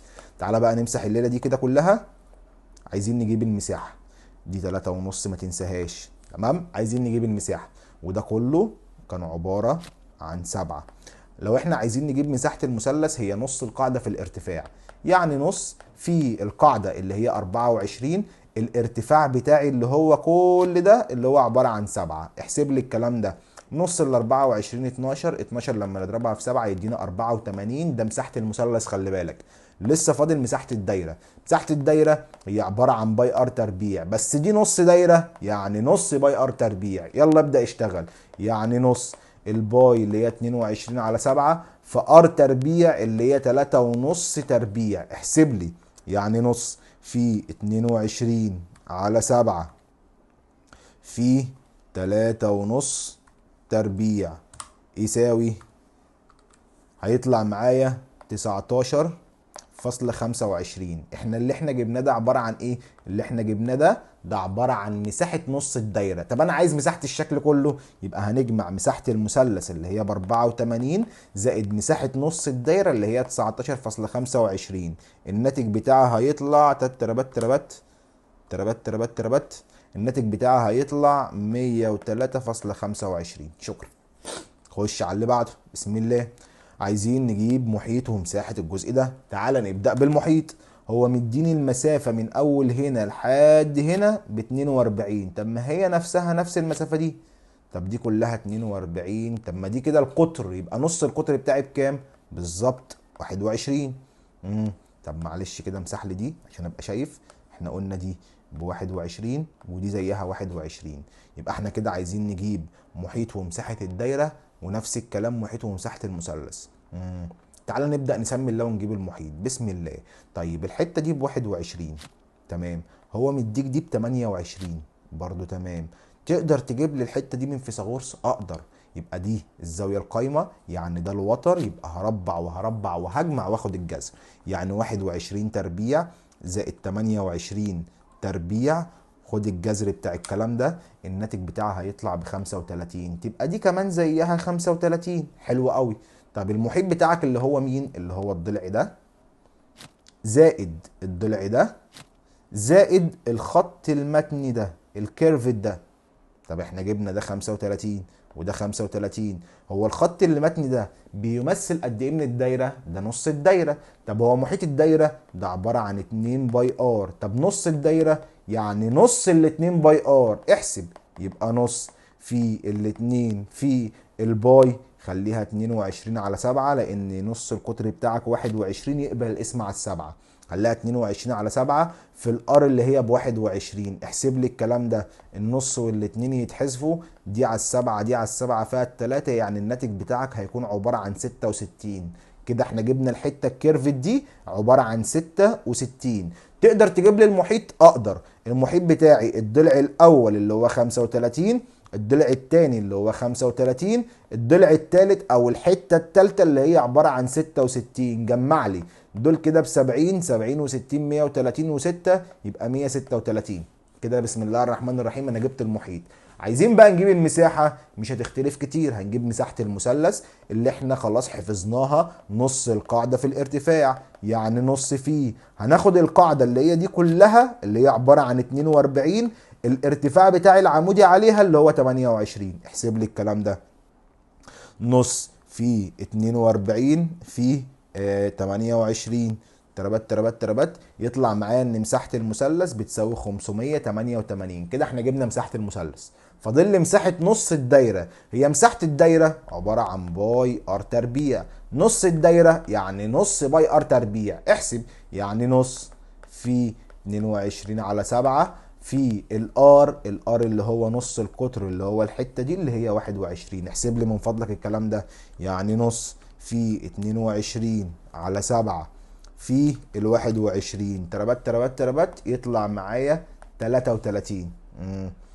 سوري 21 تربيع مش 21. 21 تربيع باي ار تربيع 21 تربيع. يعني نص في 22 سوري على 7 في 21 تربيع. الناتج بتاعها هيطلع 693. هيطلع الناتج عندي 693. حلو قوي. كده احنا جبنا مساحة نص الدايرة وجبنا مساحة المثلث. ما هو متبقي؟ ان احنا نجمعهم. 693 هنجمع عليهم 588 بتوع المثلث، الناتج بتاعها هيطلع 1281. حلو قوي. انا بعد كده هحاول بقى ان شاء الله ان انا اخلي كل سؤال لوحده لان احنا كده هنتلخبط كتير. بسم الله الرحمن الرحيم. نسمي الله ونبدأ. بسم الله. عايزين نجيب الكلام ده. تعالى واحدة واحدة كده. انا شايف ان الحتة دي كده، الحتة دي عبارة عن 7 وده هو القطر بتاع الدايرة، فاذا هيتقسم لنص قطر 3.5 ونفس الكلام تحت برضو 3.5، وده هيكون زيه متقسم برضو لنص قطر ونص قطر. دي عبارة عن 10 يبقى الضلع المقابل ليها عبارة عن 10. الشكل بتاعي هنا عبارة عن ايه؟ ده عبارة عن مستطيل طوله 10 عرضه 7. اقدر اجيب المحيط والمساحة. ومعايا هنا نص دايره، ومعايا هنا نص دايره، برضه اقدر اجيب المحيط والمساحه. تعال نبدا بالمحيط. المحيط بتاعي معاك اول حته اهي، اول حته اهي عباره عن 10، وحته كمان اهي عباره عن 10، ادي 10 وكمان 10. مين اللي متفضل؟ متفضل نص الدايره ونص الدايره. طب ما تيجي نضمهم على بعض بحيث ان احنا نطلع دايره واحده. يعني هناخد نص الدايره ده اهو، ونص الدايره ده اهو، يبقى احنا كده شغالين على دايره واحده طول قطرها 7. تقدر تجيب لي محيطها؟ اقدر اجيب محيطها اللي هو 2 باي ار، يعني 2 في الباي خليها 22 على 7 في الار، الار اللي هي عباره عن 3 ونص، الار اللي هي 3 ونص. جمع لي كده الحسبه دي وهات لي محيط الدايره، يبقى 2 في 22 على 7 في 3 ونص. الناتج بتاعها هيطلع 22. يبقى انا كده الحته الاولى ب10، الحته الثانيه ب10، الحتتين دول انا حسبتهم مع بعض طلعوا معايا 22. جمع لي الليله دي يطلع معاك الناتج المحيطي النهائي عباره عن 42. كده احنا جبنا المحيط. هات لي بقى المساحه. والله المساحه نفس الكلام، هجيب مساحه المستطيل الاول اللي هي عباره عن 7 في 10 اللي بتساوي 70. طب عايزين نجيب مساحه نص الدايره ومساحه نص الدايره، طب ما تضمهم على بعض وخليهم دايره واحده. يبقى احنا كده شغالين على مساحه الدايره اللي هي باي ار تربيع. الباي 22 على 7 في الار اللي هي 3 ونص بس تربيع. احسب لي الكلام ده، 22 على 7 في 3 ونص تربيع، يطلع الناتج بتاعك 77 على الاتنين اللي هو الناتج 38 ونص. طب عايزين نجيب المساحة الكلية، اجمعهم، مساحة المستطيل ومساحة النصين بتوع الدايرة اللي هم دايرة واحدة، هيطلع الناتج بتاعك 108 ونص. شكرا. اللي بعده، بسم الله. تعالى هنا عايزين نجيب محيط والمساحة. تعالى نبدأ أول حتة. أنا معايا الحتة دي باتنين أهي أول جزء، الحتة دي هي نفسها الحتة دي اللي هي ب7 ماشي، الحتة دي عبارة عن 13 ماشي، وكمان حتة ب7 جميل، وكمان حتة ب4 كلام زي الفل. كده انا متفضل عشان اجيب المحيط الحتة دي اللي هي عبارة عن نص دايرة. طب نص الدايرة هو الار هنا بكام؟ معرفش. طب اعرف ازاي؟ بقول لك ايه، هي مش الحتة اللي تحت دي عبارة عن 13؟ يبقى الحتة اللي فوق زيها دي هي كمان عبارة عن 13. معايا هنا 2 وهنا 4 يعني معايا 6. متفضل كم من ال 13؟ متفضل من ال 13 7، يعني طول القطر ده كله عبارة عن 7. يبقى نص القطر بكام؟ ب3 ونص. طب تعرف تجيب لي المحيط؟ ده محيط نص دايرة. طب محيط نص دايرة، محيط الدايرة اصلا ب2 باي ار، نص الدايرة يعني نص ال2 باي ار. ممكن احذف النص مع الاتنين وابدا اشتغل، يبقى انا كده شغال على باي ار بس. الباي 22 على 7، الار اللي هي ب3 ونص. احسب لي الكلام ده يطلع معاك، نحسبها مش محتاجه آلة، على 3 ونص على 3 ونص فيها الاتنين، 22 على الاتنين فيها 11. نحسب الحته دي كده طلعت معايا 11. معلش لحظه عشان نمسح بس كده الاجزاء اللي مش مهمه. امسح دي، امسح دي، ثبت دي.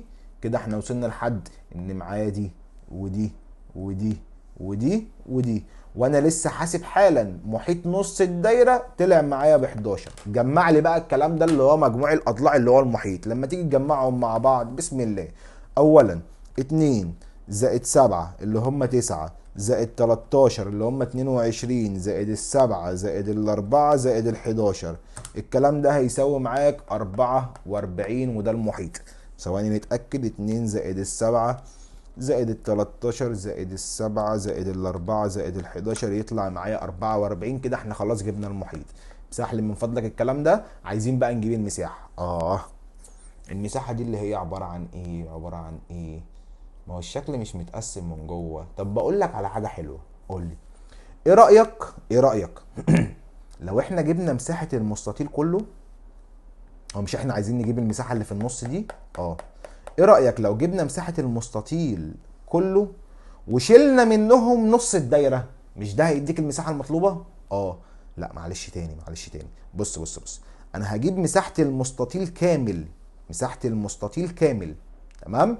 تمام. وبعد كده اشيل منه الحتة دي. اللي هي نص الدايره دي، مش ده هيديني المساحه المطلوبه اللي انا اصلا عايزها؟ بالظبط، هو ده اللي احنا نعمله. طب يلا سمي الله وابدا. مساحه المستطيل هي عباره عن الطول في العرض، يعني 7 في 13. 7 في 13 ده هتطلع معايا تربات تربات تتوت 91. اطرح لي بقى من ال 91 دي، اطرح لي منها مساحة نص الدايرة. احنا كنا قايلين الحتة دي بسبعة، يعني نص القطر هيكون عبارة عن 3.5. المساحة بتاعتي اللي هي باي ار تربيع. نص الدايرة يعني نص باي ار تربيع. الار عبارة عن 3.5، احسب يعني نص في الباي 22 على 7 في الار اللي هي 3.5، بس دي ار تربيع يبقى 3.5 تربيع. احسب لي الكلام ده بسم الله. نص في 22 على 7 في 3.5 تربيع يساوي 3 تتوت. يطلع معايا يا عمنا ان المساحة دي طلعت معايا ب 19.25، 19 وربع. يبقى انا كده جبت الحتة دي ب 19 وربع. المساحة الكلية بتاعت المستطيل 91، شل منهم بقى ال 19 وربع دي، هيطلع لك المساحة اللي انت عايزها اللي هي دي، اللي هي تربات تتوت، اللي هي 71.75. شكرا. اللي بعده هو هنا المساحة الملونة اللي هو عاوزها، اللي هي المساحة دي. طب ما احنا لسه قايلين لو احنا عايزين نجيب المساحة وفي منها حتة متاكلة، نجيب المساحة الكلية ونحذف منها الحتة اللي احنا مش عايزينها. تاني كده تاني، احنا عايزين نجيب المساحة الملونة صح؟ ايه رأيك نجيب المساحة الكلية بتاعت نص الدايرة كلها ونحذف منها الحتة دي، ده هيديني المساحة الملونة. بس خلي بالك انا عايز محيط ومساحة. ماشي انا بفهمك الفكرة. طب هو المحيط هنجيبه ازاي بقى؟ لا ثواني، احنا بما اننا عايزين نجيب الحتة الملونة دي، تعالى احنا نلونها عشان الكتاب ايه مكسل يلونها، مستخسرين في الطباعة. تتربت تتوت تربت تربت تتوت. بسم الله. لو احنا عايزين نجيب المحيط، المحيط هنا عبارة عن ايه؟ المحيط هنا اولا هو عبارة عن محيط نص الدايرة الكبير، تمام، زائد محيط نص الدايرة الصغيرة، زائد نص قطر الدايرة الكبيرة. تاني تاني تاني تاني، بص. المحيط بتاعي اللي هو طول الخط الخارجي اللي بيرسم الجزء المظلل، محيط نص الدايرة الكبيرة، زائد محيط نص الدايرة الصغيرة، زائد نص قطر الدايرة الصغيرة. طب ما انا مش عارف انصاف الاقطار. لا يا نجم، ما هو مديك الحتة دي هنا هي عبارة عن 3.5، يبقى دي كمان زيها ب3.5. يعني الحتة دي كلها ب7، يبقى دي كمان زيها ب7. اه. طب واحدة واحدة كده، ما تبدأ لي وهات لي محيط نص الدايرة الكبيرة من عيوني. محيط الدايرة هو عبارة عن 2 باي ار. دي دايرة كبيرة ولا نص؟ دي نص، يعني نص الاتنين باي ار، وهحذف الاتنين مع الاتنين. كلام جميل. الباي بما ان نص القطر هنا 7، فخلي الباي بتاعتي 22 على 7، وهنضربها في الار اللي هي ب7. هحذف ال7 مع ال7، يعني الناتج بتاعها هيكون 22. يعني الناتج بتاعها هيكون 22. ده مين؟ ده الحته دي ب 22. طب عايزين نجيب نص قطر الدايره الصغيره، اشتغل. المحيط بتاعي باي ار، سوري 2 باي ار. بما ان دي نص دايره يعني نص ال 2 باي ار، وهحذف الاتنين مع الاتنين. حلو. الار بتاع الدايره الصغيره عندك عباره عن كام؟ عباره عن 3.5. يبقى 22 على 7 واضربها لي في ال3.5. شوف لي الناتج كده هيطلع معاك كام. بص، على 3.5 فيها الواحد، على 3.5 فيها الاتنين، 22 على الاتنين فيها ال11. يبقى الحتة دي كده عبارة عن 11. جميل. زائد الحتة دي اللي هو نص قطر الدايرة الكبيرة اللي هو ب7. جمع لي الأرقام، يبقى 22 زائد 11 زائد 7. جمع 22 و11 33، 33 زائد 7 يعني الناتج 40. شكرا، احنا كده جبنا المحيط ب 40. سمي الله. بسم الله. كده احنا خلاص جبنا المحيط ب 40. عايزين بقى نجيب المساحة. لحظة نكبر الاستيكة عشان نعرف نمسح على طول. احنا قلنا دي 3.5، دي كمان زيها 3.5، والحتة دي كده عبارة عن 7، واحنا عايزين نجيب الحتة الملونة دي. طيب المساحة بتاعتي انت لسه قايل لي من شوية هنجيب مساحة نص الدايرة الكبيرة ونطرح منها مساحة نص الدايرة الصغيرة. طيب واحدة واحدة كده. ادي مساحة نص الدايرة الكبيرة، مساحة الدايرة الاول هي 2، سوري، هي باي ار تربيع. باي ار تربيع. نص الدايره الكبيره يبقى نص باي ار تربيع، وهنطرح منها مساحه نص الدايره الصغيره اللي هي برضو نص باي ار تربيع. واحده واحده بقى كده وسمي الله. ادي النص، احنا بادئين بالدايره الكبيره 22 على 7 في ار تربيع، نص القطر بتاع الدايره الكبيره هو عباره عن 7 يبقى 7 تربيع، ناقص نص في الباي 22 على 7 في ار تربيع نص قطر الدايره الصغيره عباره عن 3 ونص يبقى 3 ونص تربيع. هات لي دي وهات لي دي واطرحهم من بعض. بسم الله. اول واحده يبقى نص في 22 على 7 في 7 تربيع، الناتج بتاعي يطلع 77. ده مساحة نص الدايرة الكبيرة، ناقص مساحة نص الدايرة الصغيرة، يعني نص في 22 على 7 في 3 ونص تربيع. خلي بالك من الأرقام، خلي بالك من الأرقام. يطلع معايا 19 وربع. عايزين بقى نطرحهم من بعض عشان نشيل الحتة دي. يبقى المساحة الجديدة هي عبارة عن 77 ناقص من 19.25 اللي احنا جبناها، فالناتج بتاعها هيطلع 57.75. السؤال اللي بعده، بسم الله الرحمن الرحيم. تعالى هنا، انا شايف ان الحتة دي عبارة عن 7 والحتة دي عبارة عن 7، وبالمناسبة شايف ان ده نص قطر وده نص قطر، وهنا نفس الكلام الحتة دي بتساوي الحتة اللي ورا، يعني دي كمان ب7 ودي كمان ب7. هو مديني ان الحتة من اول هنا لحد هنا ب16، يعني قصده يقول ان طول الضلع ده كله عبارة عن 16 زائد 7 اللي هي عبارة عن 23. صح؟ صح. والعرض بتاع المستطيل هنا اللي هو عبارة عن كام؟ اللي هو عبارة عن 7. ما هو العرض هي الحتة دي بتساوي الحتة دي، ونفس الكلام الحتة دي بتساوي الحتة دي. طب واحدة واحدة كده، احنا عايزين نجيب المحيط. هو المحيط ده بيساوي ايه؟ المحيط ده بيساوي، لو انت جيت بصيت، ان انا عايز اجيب الحتة دي اللي هي دي زائد محيط ربع الدايرة ده زائد الحتة دي زائد محيط ربع الدايرة ده. طب واحدة واحدة كده، واحدة واحدة الله يكرمك. الحتة دي والحتة دي كل واحدة فيهم ب16، مفيش فيها مشكلة اهي، ادي 16 وكمان 16. طيب محيط ربع الدايرة ده هو عبارة عن كام؟ والله اللي اعرفه ان محيط الدايرة الواحدة عبارة عن 2 باي ار. طب ربع الدايرة يعني ربع ال 2 باي ار. طب والار عبارة عن 7، اتفضل احسب. يبقى ربع في 2 في 22 على 7 في الار اللي هي ب7. كده انا بجيب محيط ربع الدايرة الواحد. خلي بالك ماشي. الار هنا سوري ب7. انا كل شوية عمال اكبر واصغر ليه بقى؟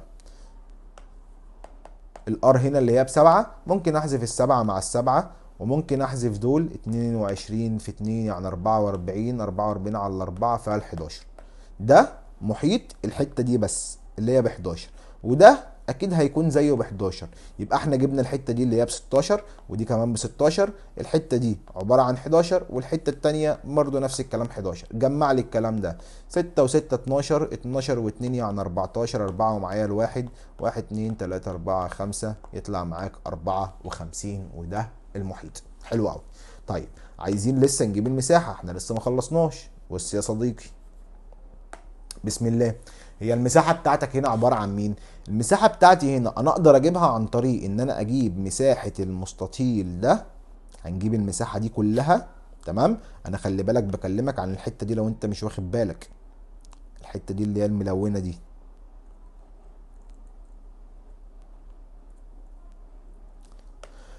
لو احنا عايزين نجيب المساحة، احنا المفروض نجيب مساحة المستطيل كله، ماشي، ونطرح منه الحتتين دول. صح كده؟ مساحة المستطيل كلها ونشيل منها الحتتين دول. طب مساحة المستطيل كلها المفروض الطول في العرض. طب الحتة دي كده لحد هنا 16، ودي كده عبارة عن 7، يبقى دي كلها 23، فالطول عبارة عن 23 في العرض هو نفسه الحتة دي اللي هي عبارة عن 7. ماشي. وهنطرح منه ربع الدايرة ده وربع الدايرة ده. طب ما هو ربع دايرة وربع دايرة يعني انا كده بطرح نص دايرة، ونص مساحة الدايرة يعني نص الباي ار تربيع، والار بتاعتك عبارة عن 7. اتفضل احسب. ال23 سوري، يبقى ال23 في ال7 ناقص نص في الباي 22 على 7 في الار اللي هي عباره عن 7، بس دي ار تربيع يبقى 7 تربيع. اتفضل احسب لي الليله دي. 22 في 7، سوري 23 اسف في 7، دي يعني 161 ناقص، ممكن نحذف 7 من هنا مع 7 من هنا، دي 7 تربيع، هنحذف 7 من هنا مع 7 من هنا، يبقى عندك نص في 22 على 7 في، ما احنا خلاص بقى شلنا السبعة، نص في 22 في السبعة، ده بيساوي، هو في ايه مش عايز احسب لي، احسب بدماغ احسن. نص ال 22 11، 11 في 7 يعني 77، نطرحهم بقى من بعض يبقى 161 ناقص 77، 161 ناقص 77 الكلام ده بيساوي معاك 84. وشكرا. خش بقى على ايه شوية تطبيقات كده زبد زبد. بسم الله. بيقول لي اذا كانت مساحه المستطيل 77 ماشي، اوجد مساحه الشكل بالكامل. مساحه المستطيل 77، مساحه المستطيل دي اللي هي بتساوي القاعده في الارتفاع او الطول في العرض. طب دي ب 11، 11 ودي كام؟ ما هي دي المفروض مثلا لو سمينا دي اكس، فالمفروض 11 في اكس ده بيساوي 77. طب 11 ضرب كام يساوي 77؟ 11 في 7، فالمفروض الحته دي كده عباره عن 7. ماشي، انا كده الى حد ما ملمس معاك. طيب وبعدين احنا عايزين نجيب مساحة الشكل كله، ما هي الحتة دي والحتة دي هم عبارة عن دايرة، يبقى انت كده معاك دايرة والحتة دي كده ب7، ومعاك الناحية التانية مستطيل. تعرف تجيب لي ده وتجيب لي ده؟ محيط مساحة المستطيل اللي هو مديها لك، او مساحة الشكل بكام؟ مساحة المستطيل هو مديها لك 77.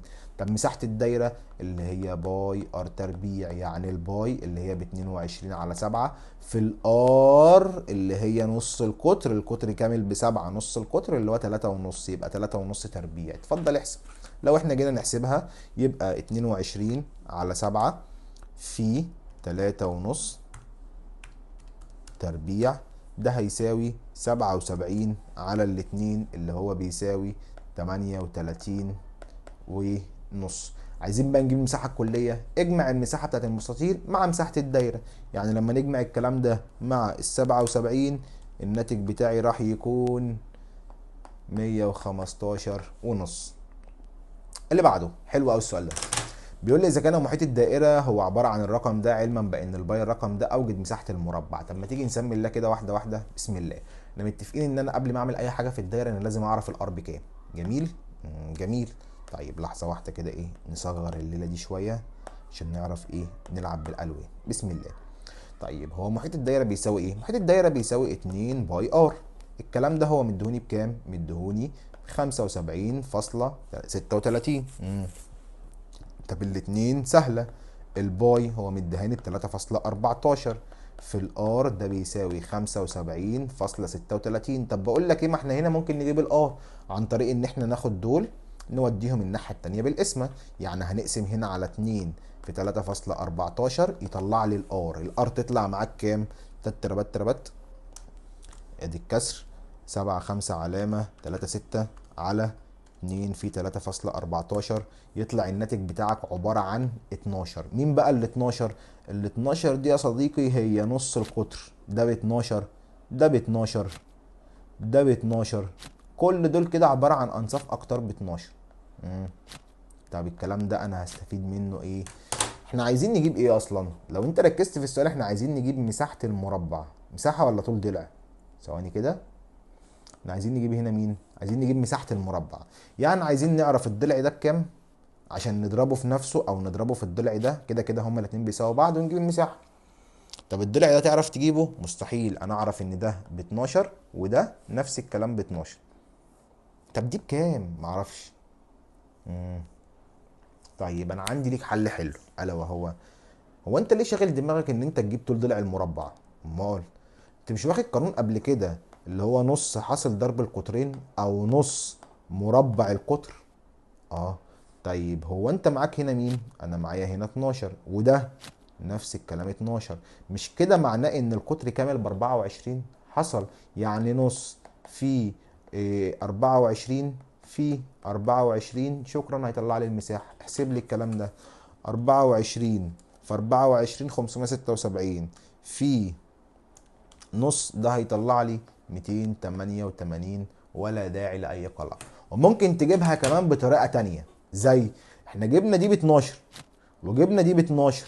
انا معلوماتي بتقول لي ان القطران في المربع متعامدان، يعني اقدر اجيب ده في فيثاغورس، يبقى 12 تربيع زائد ال 12 تربيع وخد الجذر. احسب لي الكلام ده، 12 تربيع زائد 12 تربيع وخد لي الجذر بتاع الكلام ده، يطلع معاك ان طول الضلع عباره عن 12 جذر 2. طب انا عايز اجيب المساحه، يبقى 12 جذر 2 في 12 جذر 2، هربع الرقم ده هيطلع معايا نفس الرقم 288 برضه. حلو قوي. طيب اللي بعده، هسيبك بقى انت تدردش في دول لان انا زهقت بصراحه من الكلام ده. تعالى ندردش في حاجه كمان.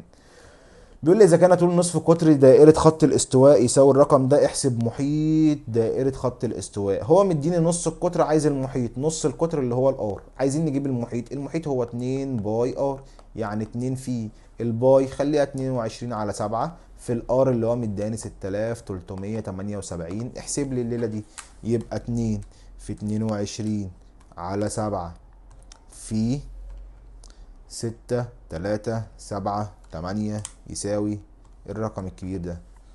طلع معايا 4 0 9 0 علامة 2 8. بس كده كفاية. ناخد رقمين من بعد النقطة. اللي بعده بيقول لي إذا كان طول قطر عجلة سيارة طول قطرها 70، أنا مش بشتغل بالقطر ده، معناه إن نص القطر بتاعي عبارة عن 35. ماشي. عايزين نجيب محيط العجلة. محيط العجلة بسيطة، 2 باي ار، يعني 2 في الباي اللي هي 22 على 7 في الار اللي هي ب 35. احسب على السبعة فيها الواحد، على السبعة فيها الخمسة، 5 في 2 ب10 في 22 يعني 220. وإذا دارت العجلة دورة كاملة، كم المسافة؟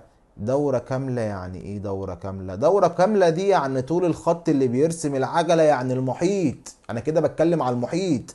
فكم المسافة اللي انت تقطعها على السيارة؟ المسافة اللي تقطعها على السيارة هي نفسها المحيط اللي هي 220.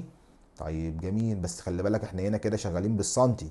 ماشي، احنا كده شغالين بايه؟ بالسنتي. يعني دول 22 سوري 220 سنتي اللي هم 2 متر 20. كم تحتاج العجلة عشان تقطع 2000 او مش 2000 بقى، 2.2 كيلو. احنا هنا شغالين بالسنتي. لو حبينا نحولها بالمتر، نحولها بالمتر ازاي؟ نقسم على 100، يعني الناتج بتاعك هيكون عبارة عن 2.2. دي الدورة الواحدة.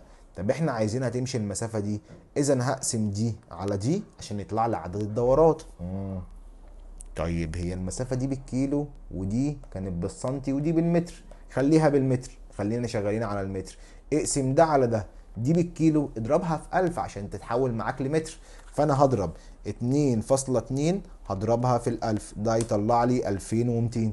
حلو. طب ال 2200 دول هتعمل فيهم ايه؟ هقسمهم على الرقم ده كده. انا دول عبارة عن 2200 متر، هقسمهم على الرقم ده عشان يجيب لي عدد الدورات. هقسمهم على 2.2، الناتج بتاعها هيطلع 1000 دورة. حلو قوي. اللي بعده، أوجد عدد الدورات التي تدورها البقرة الصغرى عندما تدور البقرة الكبرى 8 دورات. يعني محيط البقرة الكبرى 8 مرات ومحيط البقرة الصغرى. طب واحدة واحدة كده، تعالى نبدأ ندردش مع البقرة الصغرى دي، سوري البقرة الكبرى دي، نعرف المحيط بتاعها قد ايه. المسافة دي كده، المسافة دي كده عبارة عن 12. ده معناه ان المسافة دي هي كمان ب 12، يعني القطر ب 12، يعني نص القطر ب 6. كلام حلو، ده كلام زي الفل. طب المحيط 2 باي ار، يعني 2 في الباي، هو قايل لي الباي هنا بكام؟ لا، ونص القطر ب 6 مش تقبل الاسم على السبعة، خليها 3.14 بقى في الار اللي هو ب6. احسب لي الكلام ده، ده هيديك المحيط بتاع الدايره الواحده او الدوره الواحده. يبقى 2 في 3.14 في 6، الكلام ده هيديني تربات تربات تتوت 37 علامه 68. دي كده الدوره الواحده من البقره الكبيره. طب احنا البقره الكبيره هندورها كم مره؟ 8 مرات، يعني هضرب الرقم ده في 8 عشان اجيب ال8 مرات. الناتج بتاعها هيطلع 301.44. دي كده المسافه اللي البقره الكبيره هتدورها خلال 8 مرات. ماشي. طب عايزين نعرف بقى المسافه دي هتحتاج كم دورة من البقرة الصغيرة. طيب هو البقرة الصغيرة اصلا بتدور قد ايه في الدورة الواحدة؟ معرفش. طب اذا هات لي المحيط. بتاع البقرة الصغيرة. تعال الحتة دي مداني باربعة، يعني دي باربعة، يعني نص القطر باتنين. المحيط هو 2 باي ار، يعني 2 في الباي اللي هي 3.14 في الار اللي هي باتنين. احسب لي من فضلك الكلام ده. يبقى 2 في 3.14 في 2 كمان، يطلع الناتج بتاعي 12.65. انا عملت ايه بس؟ واحدة واحدة. انا جبت اللفة الواحدة من البقرة الكبيرة. تعال نغير اللون. انا جبت اللفه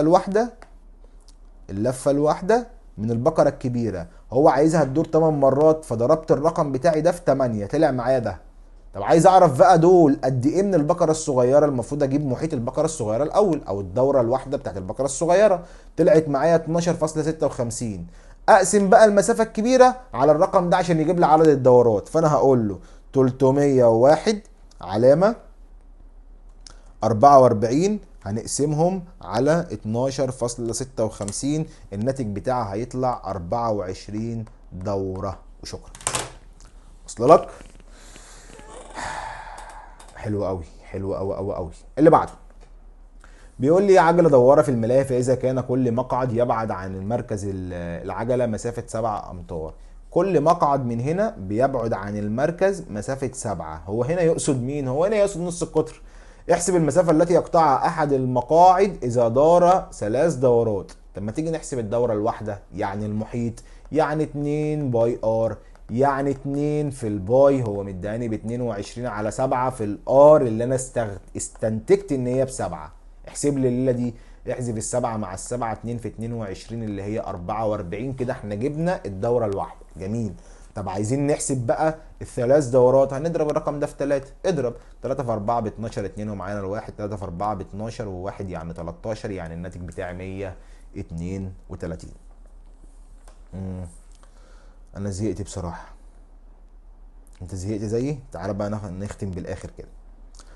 بيقول لي اذا كان طول قطر دائرة البيتزا هو عبارة عن 22. القطر ده ب 22، ده معناها ان نص القطر ب 11، يعني المسافة دي ب 11. تعال نكتب باللون الاسود.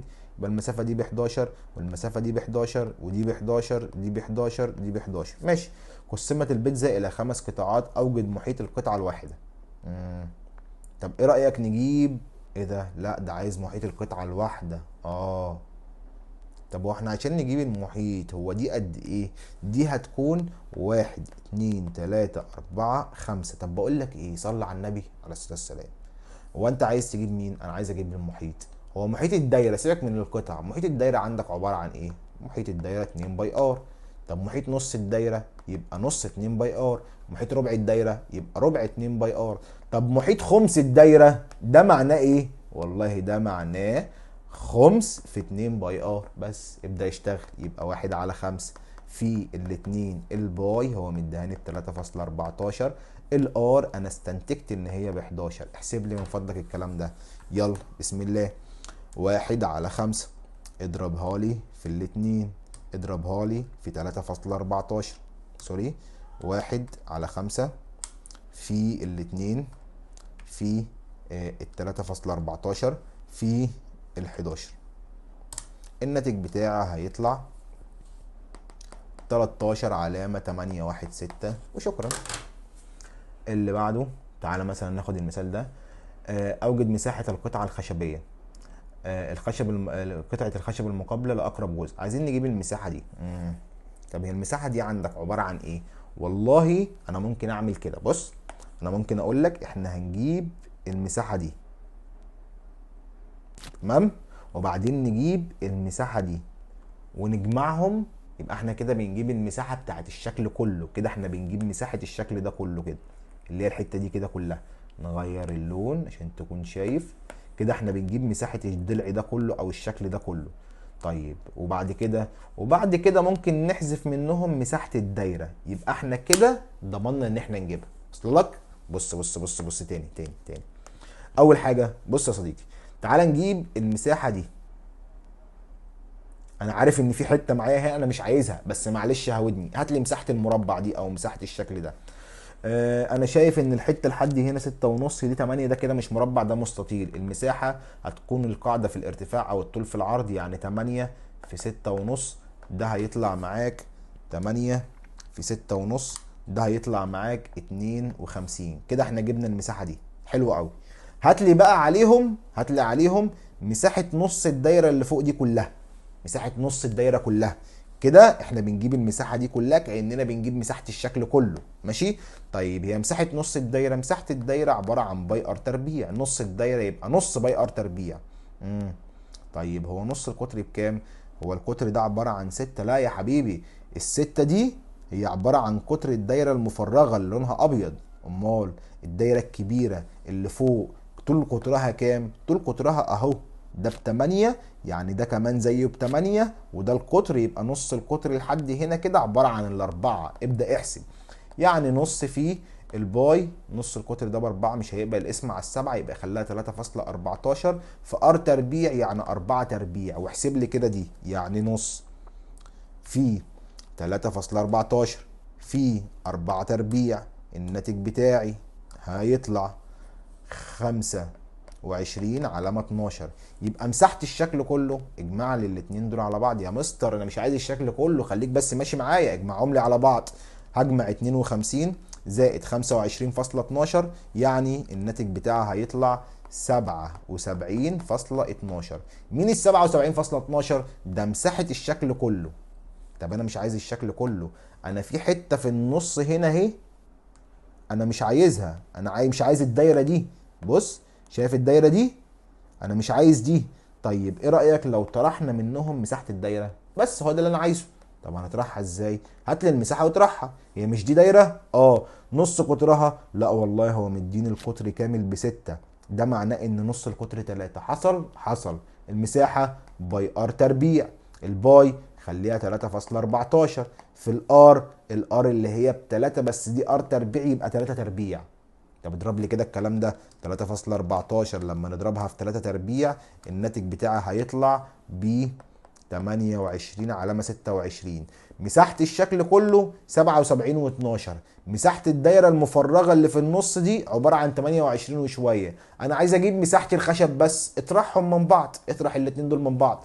فأنا هقول له مساحة المنطقة الخشبية اللي أنت عايز تجيبها هتكون عبارة عن 77.12، اطرح منهم ال 28.26. شوف لي من فضلك الناتج ده هيكون كام؟ هيطلع معايا 48 علامة 86. وشكرا. كم انا عبقري يا ابني والله، شابوه. صفق لي من فضلك. وانا تعبت، انا تعبت لك والله.